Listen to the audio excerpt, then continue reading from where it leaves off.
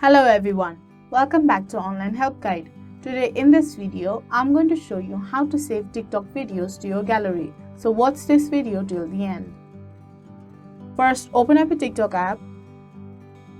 Choose the clip you want to save videos to your gallery. Tap on share icon that is below favorite icon. You will see a lot of options. Tap on save video. Once the video is saved, you can go and check into your gallery. So that is how you save TikTok videos to your gallery. Thank you for watching Online Help Guide. Hope this video was helpful. If it was, then hit the like button and comment down if you have any questions or feedback.